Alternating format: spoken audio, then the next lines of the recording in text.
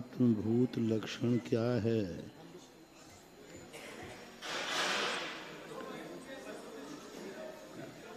तो वस्तु से मिला हुआ हो। व्यतिरेक दृष्टांत किसे कहते हैं? व्यतिरेक दृष्टांत किसे कहते हैं?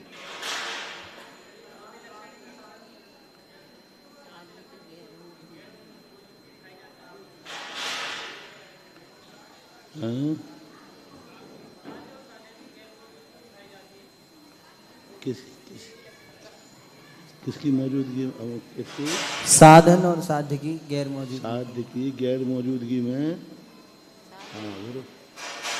साध्य की गैर मौजूदगी दिखाई जाती है। नहीं, साध्य की लक्षण व्यतिरेक दृष्टांत किसे कहते हैं? दृष्टांत व्यतिरेक दृष्टांत जहाँ पे व्यतिरेकी लक्षण दिखाए जाते हैं। पहले सही बोले थे। जहाँ साध्य और साधन। हाँ, जहाँ साध्य और साधन नहीं, की साध्य की गैर मौजूदगी में साधन की गैर मौजूदगी दिखाना। साध्य नहीं है तो साधन भी नहीं है, ऐसे दृष्टांत।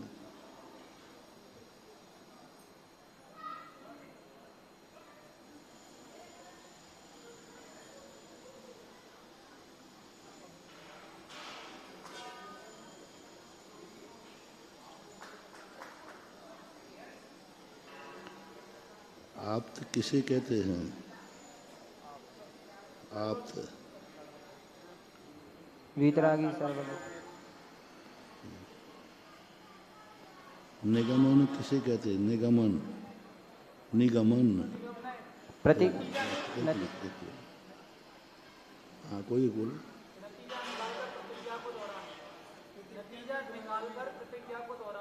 ठीक है, नतीजा निकालकर प्रतिज्ञा को दोहराने को निगमन कहते हैं। जैसे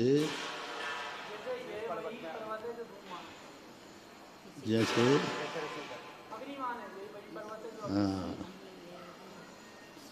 यह पर्वत अग्नि, यहाँ धूम है इसलिए अग्नि है, अतः यह पर्वत अग्नि वाला है।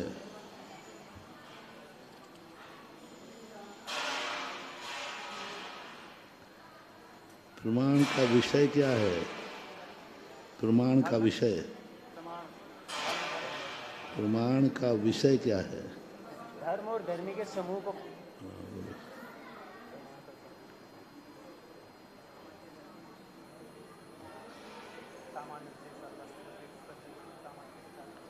कल ही तो बताया।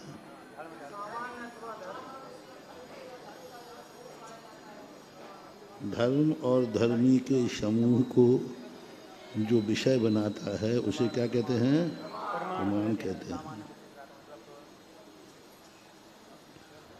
तो विशेष किसे कहते हैं? विशेष वस्तु के किसी खास हिस्से को विशेष कहते हैं। वस्तु के किसी खास हिस्से को विशेष कहते हैं। जैसे कोई वस्तु है, उसका कोई एक हिस्सा निकाल दिया, खास निकाल लिया। जैसे नए प्रमाण और नए किसी वस्तु को जानने के लिए नए से जानते ना एक देश। मन से मत बताओ, जो लिखा है वो बताओ। विशेष किसे कहते हैं? जैसे मुनि महाराज हैं, वो रत्नत्रयधारी। वो नहीं पूछा, जो लिखा है वो बताओ। उसमें तो उदाहरण दिया ही नहीं मैंने। वस्तु के किसी एक खास हिस्से को ग्रहण करता है, जैसे धर्म और धर्मी में ये द्रव्य को ग्रहण करता है, वो विशेष कहलाता है। नहीं, जो पर्याय को विशेष किसे कहते हैं? देखो, पहले हम बता के आए, सामान्य का अर्थ होता है द्रव्य, विशेष का अर्थ है गुण और पर्याय। तो पर्याय को जब विषय बनाता है विशेष रूप से, वह विशेष कहलाती है। द्रव्य को सामान धर्मी द्रव्य है, और उसका क्या कहा था उसमें प्रमाण में, सामान अथवा धर्मी, सामान अथवा धर्मी, विशेष अथवा धर्म।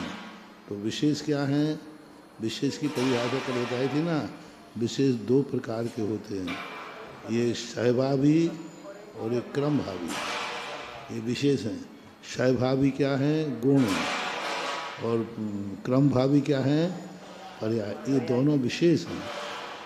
वस्तु के गुण और पर्याय को विशेष कहते हैं। हमने कल ही भी कहा था, इन्होंने जो खास अंश लिखा है यह ठीक नहीं है, और आगे ठीक है, सहभावी और क्रमभावी। सहभावी किसे कहते हैं, गेहूं में आपने बताया था, गेहूं में पूरी आटा हलवा बनने की संपूर्ण वस्तु में व्याप्त होके जो रहता है और सदा रहता है, उसको क्या बोलते हैं। और वह क्रमभावी, एक के बाद एक आता है, उसी में व्याप्त नहीं है दूसरी। हाँ, उसको हमेशा नहीं रहते। उदाहरण दिया था आपने।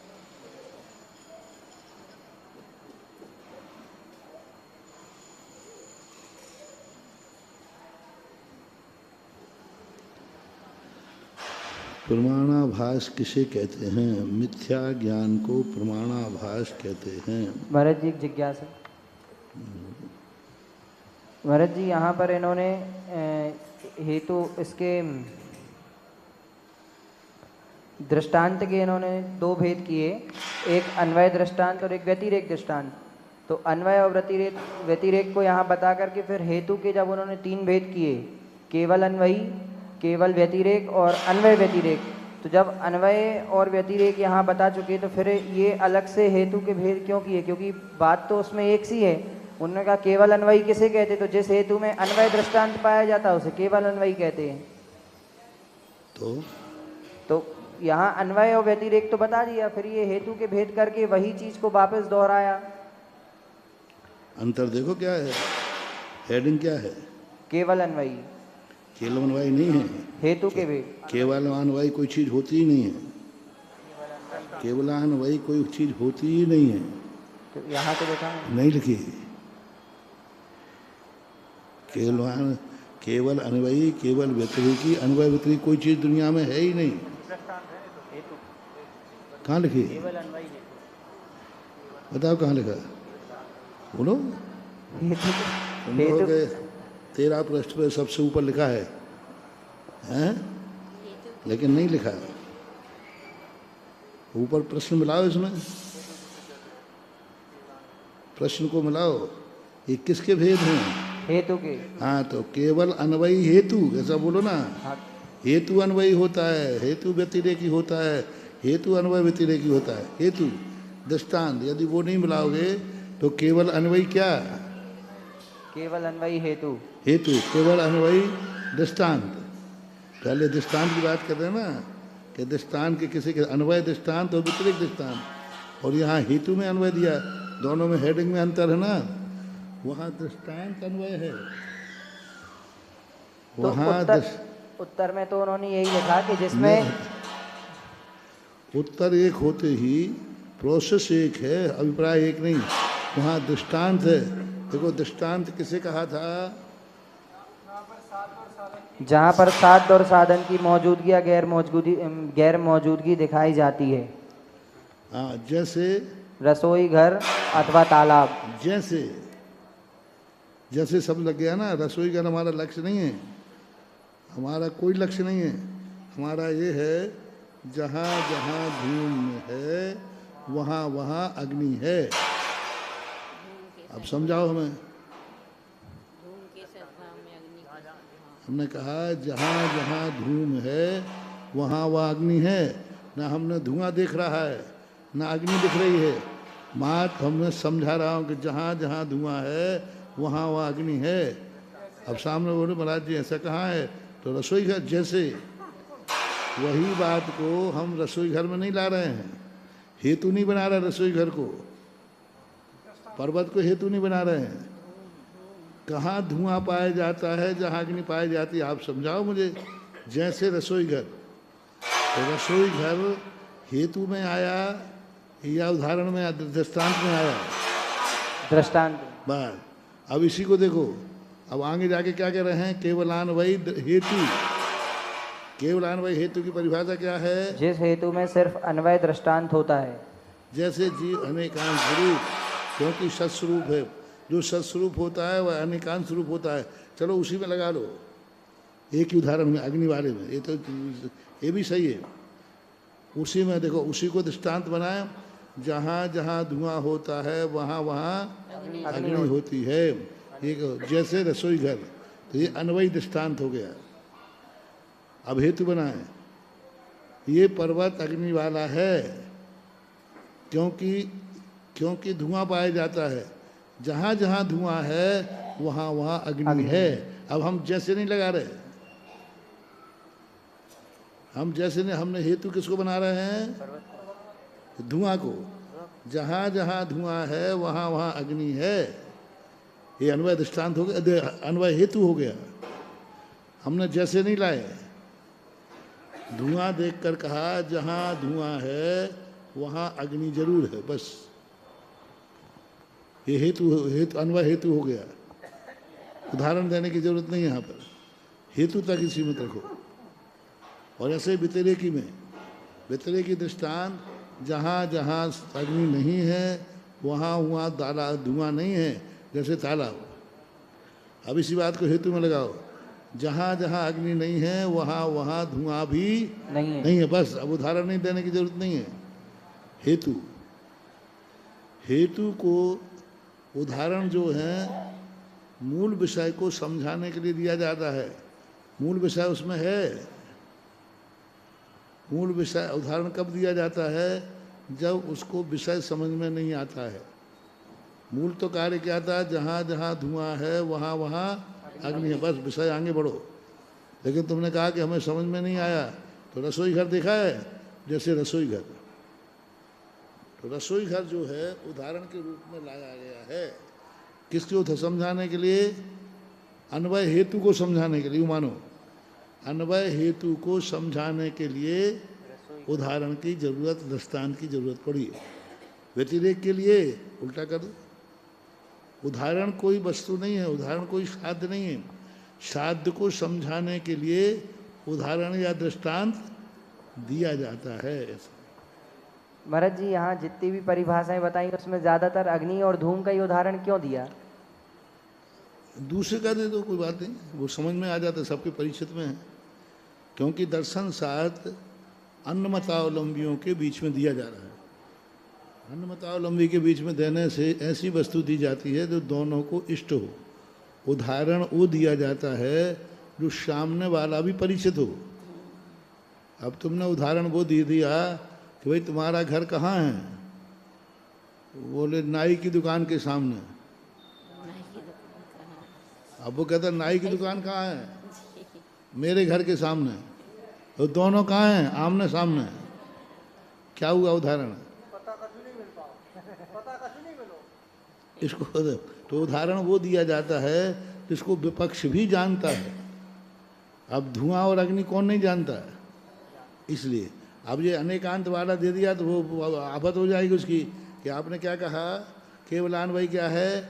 जैसे जीव अनेकांत स्वरूप, क्योंकि जो सत्स्वरूप होते हैं वे अनेकांतमय होते हैं। अन्नमति कहेगा ये अनेकांत क्या है?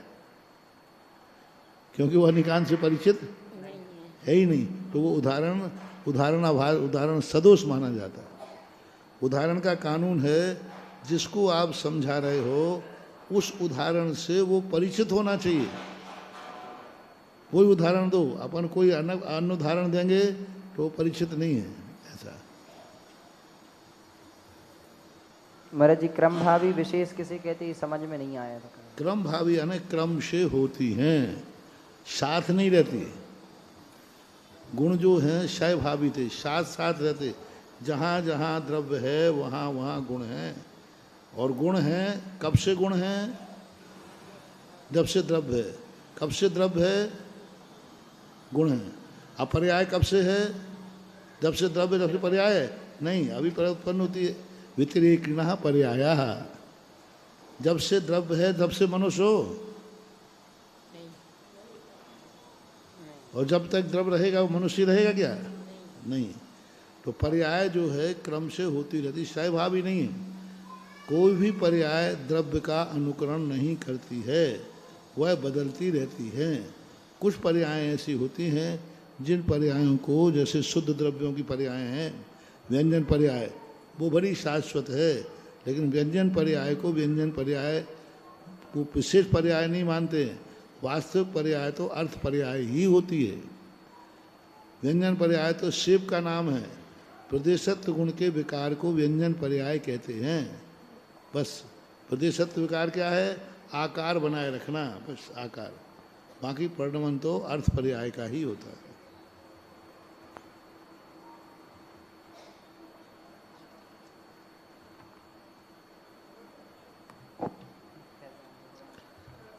मिथ्या ज्ञान को प्रमाणाभास कहते हैं। इसलिए कभी भी हो, उत्तर जो है प्रश्न को साथ में लेके चलता है। अन्यथा इसमें उत्तर में फिर से प्रश्न नहीं लिखते तो क्या लिखते?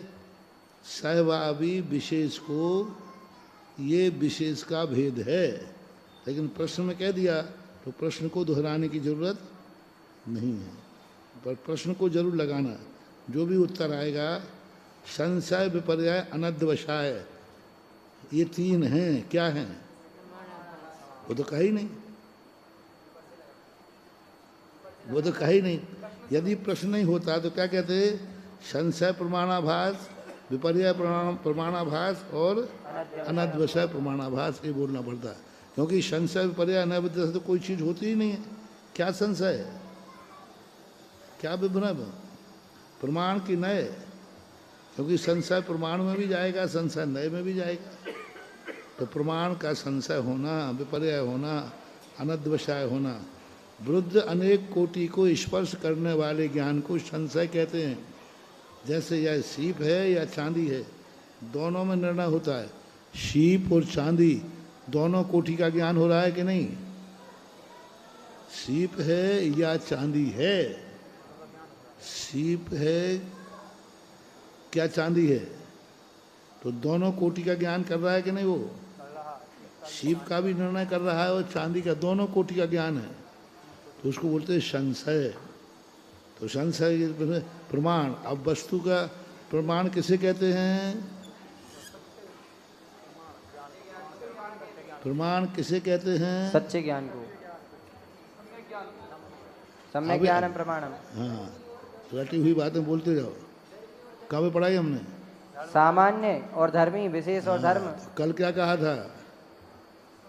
धर्म और धर्मी के समूह को, धर्म और धर्मी के समूह को। हाँ, ये प्रमाण अलग है और वो प्रमाण ज्ञान, वो प्रमाणिक ज्ञान है। सच्चे ज्ञान का नाम प्रमाण है। यहाँ वस्तु के प्रमाण का कथन चल रहा है। किसके प्रमाण का? वस्तु। ऐसी प्रमाण वस्तु को जो जानता है उसका ज्ञान प्रमाण है। प्रमाण यानी वहाँ सच्चा। यहाँ प्रमाण का सच्चा नहीं है, वस्तु, द्रव्य। यहाँ प्रमाण का अर्थ क्या है? द्रव्य। प्रमाण किसको विषय बनाता है? द्रव्य को। द्रव्य कैसा है? धर्म और धर्मी के समूह का नाम द्रव्य, और उसी को प्रमाण कहते हैं। शकलाग्राही प्रमाण। शकल यानी धर्म और धर्मी को एक साथ विषय बनाता है, उसको सच्चा ज्ञान कहते हैं। तो प्रमाण शब्द की इसलिए हमने कल कहा था, जब भी प्रमाण पूछें तो प्रमाण ये है। अब प्रमाण वस्तु में प्रमाण संशय करना है। अब ये द्रव्य है कि नहीं है? द्रव्य है या पर्याय है? संशय। अब वो कहता है संशय ज्ञान द्रव्य है कि पर्याय है? द्रव्य की पर्याय है ये नहीं मान रहा हो, ये तो सम्यक हो जाएगा। द्रव्य है या पर्याय है? तो हमेशा विरुद्ध में थोड़ी जाएगा, विरुद्ध में थोड़ी जाएगा हमेशा। द्रव्य पक्ष में भी रह सकता है। तो नहीं, दो कोटि का ज्ञान हो गया। चांदी है या शिव है? लिखा है ना, विरुद्ध अनेक कोटि का स्पर्श करने वाले ज्ञान को। तो अनेक कोटि का ज्ञान यानी अनेक विरुद्ध सभी कोटि हाँ, विरुद्ध विरुद्ध यानी एक कोटि बन जाए, कितनी बना लो। कोई ने कहा नहीं सीप नहीं है, चांदी है, नहीं नहीं वो कुछ और चीज पड़ी है, तामजस्ता है, अनेक कोटि के। लेकिन दोनों की कोटि का ज्ञान निर्णय हो रहा है कि नहीं, चांदी है या सीप। किसी का ही ज्ञान नहीं हो रहा है, वो अनद्वसाय है, न सीप का हो रहा है और ना चांदी क्या है, तो वो अनद्वसाय में जाएगा। यहाँ तो सीप है या चांदी है, निर्णय कर चुका कि नहीं, दो में से कोई एक है। इसी प्रकार उसने कहा ये द्रव्य है कि पर्याय है, पर्याय को भी उसने एक वस्तु मान ली, द्रव्य को मान ली। जीव द्रव्य रूप है या पर्याय रूप है, एक का मानो, संशय है। जीव द्रव्य गुण रूप है या पर्याय रूप है, एक द्रव्य। ये भगवान है या पाषाण है, ये मंदिर है या घर है, ये पताका है या बलाका है, ये ठूठ है या मनुष्य है। अभी किस में जा रहे सब, संशय में, सब संशय में जाए। ठूठ दिख रहा है, जो ठूठ है या कोई मनुष्य खड़ा है, बिजू का है या कोई मनुष्य खड़ा है। बिजू का होता है ना वो झाबू, तो वो बिजू का दूर से देख के पशु लोग संशय में हो जाते हैं, ये बिजू का है या व्यक्ति में लगा लो, ये फलाने चंद हैं या फलाने चंद हैं। महाराज में लगा लो, ये फलाने महाराज हैं कि फलाने महाराज हैं। ब्रह्मचारी में लगा लो, ये फलाना ब्रह्मचारी है कि दूर से देखा, ये कौन सा ब्रह्मचारी, या तो वो है या वो है, सब में लग जाए। कितनी जितनी वस्तुएं हैं उन सब में संशय हो सकता है। तो इसलिए अनेक कोटि का ज्ञान, कोटि का निर्णयात्मक, या तो ये है या ये है।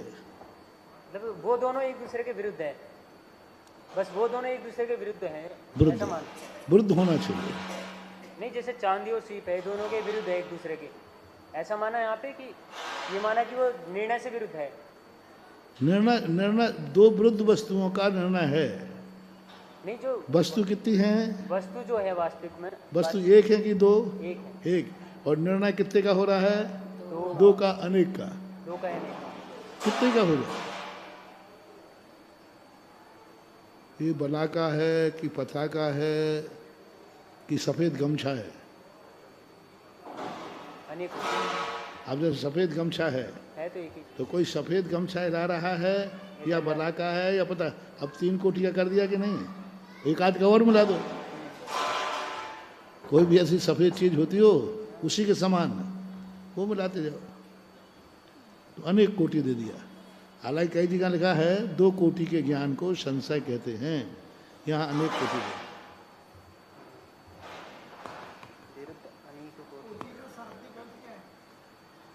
कोटि है ना, वस्तु प्रकार, कोटि 2 प्रकार है ना। इस कोटि यानी प्रकार, या तो ये बलाका है या पताका है।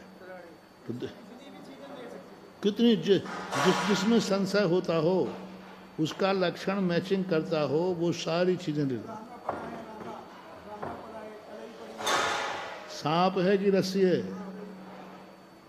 धजी का सांप होता ना, कैसे होता है, संशय तो है, सांप है कि रस्सी है। अब संशय हो गया। किसी की छाया दिखी, ये आदमी की है कि भूत की है, संशय हो गया। लेकिन अब छाया, कभी भूत की छाया होती नहीं, पहली बात भूत की कभी छाया नहीं होती, है निर्णय करना। यदि कभी किसी की छाया दिख रही हो तो निश्चित समझना भूत तो है ही नहीं। भूत दिखेगा तो वो कोई ना कोई आकार में दिखेगा, छाया रूप नहीं दिखेगा। मानो तुम कमरे में बैठे हो तो किसी पर्दे पर कोई छाया दिखी, तो छाया दिख रही है, छाया में आकार नहीं होता, एक शेप होता है। भूत कभी छाया में नहीं आता, भूत अपना कोई ना कोई आकार विशेष दिखाएगा, वो कोई आकार देगा, छाया नहीं होगी उसकी।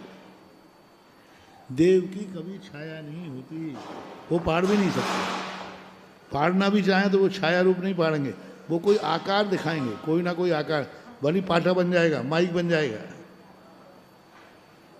अपने सामने पाटा बन जाएगा, अपन बैठ जाएंगे, धीरे से खिसक जाएगा। समुद्र के अंदर कोई भी टापू बन जाएगा, अपन उस टापू पे खड़े हो जाएंगे, वर्तमान में कथाएं आती, वो टापू खिसक गया तो ये आकार में आते हैं। चक्रवर्ती को ले गया था ना वो फल खिलाने के लिए, टापू बनाया था समुद्र में। अरे वहीं उसने खड़ा किया तो टापू खत्म कर दिया उसने।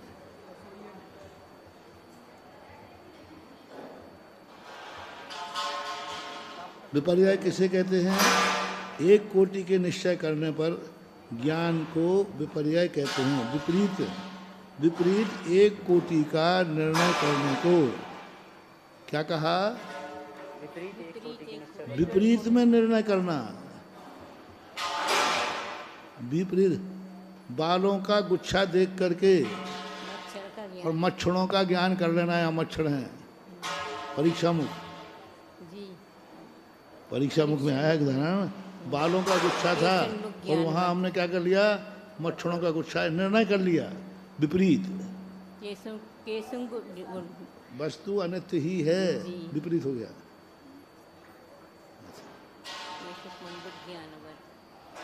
अनद्धवशाय किसे कहते हैं? यह क्या है? ऐसे प्रतिभास को अनद्धवशाय कहते हैं। जैसे मार्ग में चलते हुए व्यक्ति के फल आदि का ज्ञान। अनद्धवशाय का अर्थ कोई निर्णय नहीं है। अनद्धवशाय का अर्थ है कोई भी प्रकार का निर्णय नहीं है, ऐसा।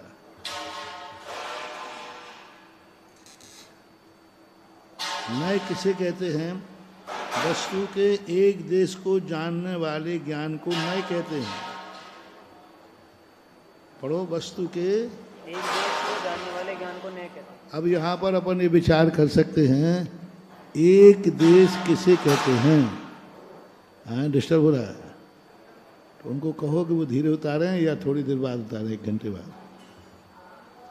यहाँ वाला व्यक्ति हो वो कहे।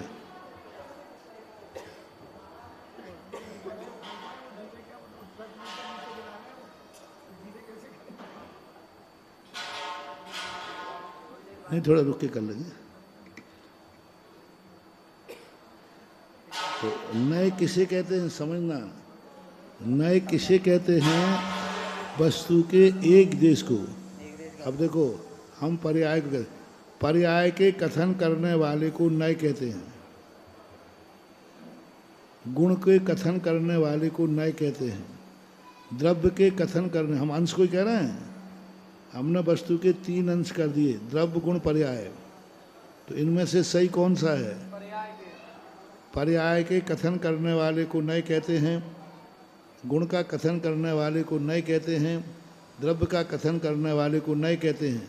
इन तीनों में से सही क्या है? पर्याय। इन तीनों ही गलत हैं, क्योंकि वस्तु के एक तीनों ही गलत हैं। वस्तु के कथन को नय कहते। नहीं, वस्तु के एक देश को, वस्तु के एक देश, नाम मत लो किसी का, वस्तु के एक देश को, क्योंकि कुछ नए ऐसे हैं जो द्रव्य का ही मात्र कथन करते हैं, गुणों पर्याय का कथन नहीं करते। प्रमाण में नए में यही अंतर है। प्रमाण में गुण पर्याय धर्म धर्मी दोनों मिले हैं। यहाँ मात्र कहता मैं तो धर्मी को विषय बनाऊंगा, द्रव्य को, गुण पर्यायों को नहीं। निश्चय नहीं किसको विषय बनाता है? द्रव्य को। पर्याय नहीं किसे विषय बनाता है? पर्याय को। तो तीनों गलत है। वस्तु के एक अंश को विषय बनाता है। एक अंश, द्रव्य भी एक अंश है। यदि अकेले द्रव्य को विषय बना रहा है तो उसने क्या छोड़ दिया?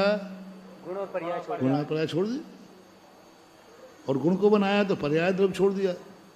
तो एक अंश को जब विषय बनाता है तब वह नय कहलाता है। यदि नय नहीं होते तो क्या जरूरत थी? प्रमाण से ही तो सिद्धि हो जाती है। संपूर्ण वस्तु प्रमाण में आ गई कि नहीं? तो नई की क्या जरूरत पड़ी थी? जब वस्तु प्रमाण में आ ही रही है तब जरूरत क्या पड़ी नई की? नहीं, किसी एक धर्म का ज्ञान करने के लिए। प्रत्येक का भिन्न भिन्न ज्ञान करने के लिए। क्या प्रतिज्ञा? प्रमाण में तो सब कुछ आ गया। लेकिन अनेकांत इसकी इसको उससे डिवाइडेशन। प्रमाण का कथन करने से वस्तु कभी अपने उपयोग में नहीं आ सकती। मान लो रोटी प्रमाण है तो तुम क्या खाते हो? कि ग्रास कि रोटी? कहते क्या हो? तो रोटी किसे कहते हैं? संपूर्ण को रोटी कहते हैं। तो ये क्या है? रोटी नहीं खाई? कितनी देखो ये है, रोटी संपूर्ण है, उसमें सब कुछ है कि नहीं, लेकिन अपन ने टुकड़े कर दिए तो अभी रोटी है कि नहीं? पर कोई रोटी नहीं कह रहा, उसको तो कह रहा ग्रास है। ताकत ग्रास, खाई ग्रास जाती है रोटी, और कहा क्या जाता है? पचाई रोटी जाती है या ग्रास? ताकत रोटी से आती है कि टुकड़े टुकड़े से, पीसने से? अब जो पीस करके लुगदी बन गई वो रोटी है कि लुगदी है? रोटी तो जब रोटी खाई नहीं जाती। प्रमाण सत्य अखंड होता है। प्रमाण कहो, सत्य कहो, ये सब अखंड होते हैं। इनका उपयोग खंडित किए बिना सीधी रोटी की रोटी ना खाई जाएगी, ना पचाई जाएगी, और ना रोटी से ताकत। हाँ, रोटी बना मिटना नहीं चाहिए। रोटी क्या है?